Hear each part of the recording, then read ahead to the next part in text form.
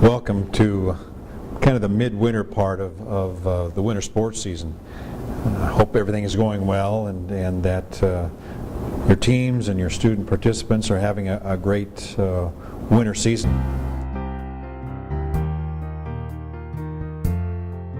As we, as a staff, start working to complete the plans for all of our winter events, it's important for you to understand that one of our goals is to make sure that school programs always stay at the forefront when it comes to sportsmanship, ethics, and integrity.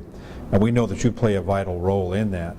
And I have to tell you that when we get together after state events, like we do every year, every season as well, one of the items that we do talk about is sportsmanship and how did it go and how did each school do. And over the last few years, you have done a phenomenal job. Your students and your adult fans have really embraced the concept of treating each other with respect and fairness, and that's a wonderful sign. I think that basically sends to your community, to every other community, about how you value sportsmanship, how you value respect, and how you value the game, and being a part of that is an extremely important part of school programs.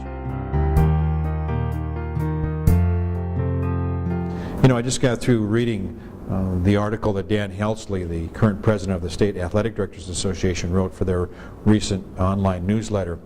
And Dan talks about doing a study of the students in his own school district and how successful they're doing in schools, and their dropout rates are being very low, GPA, those types of things that we all know bring an added value to school programs. And I would encourage each one of you to produce that same kind of data in your own school districts. Let your community know about the great student participants that you have. They're going to school with them, they're going to church with them, they're shopping with them, they're getting them a chance to see them perform for their school. But it's important to know that value of school programs transcends the classroom. Their participation also improves their value of teamwork. They're valuing the whole spirit of cooperation.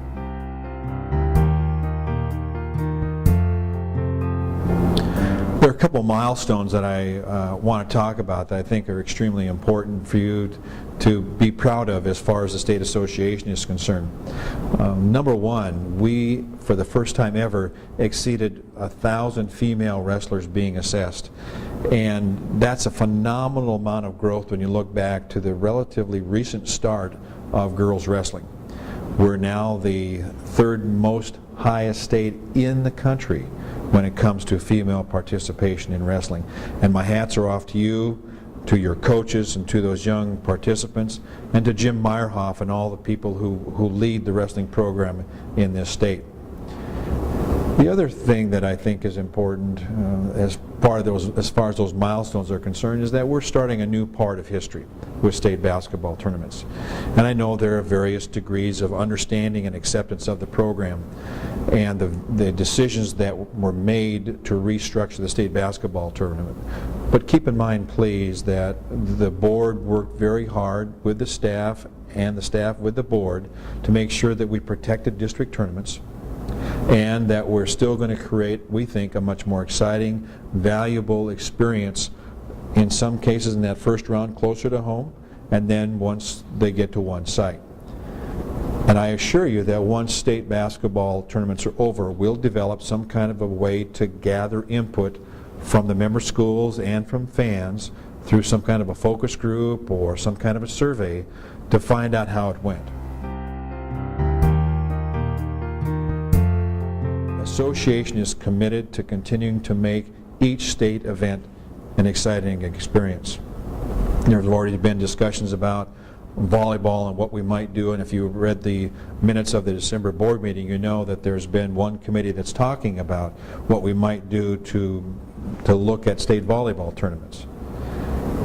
I think it's of value to the association to continue to review its programs.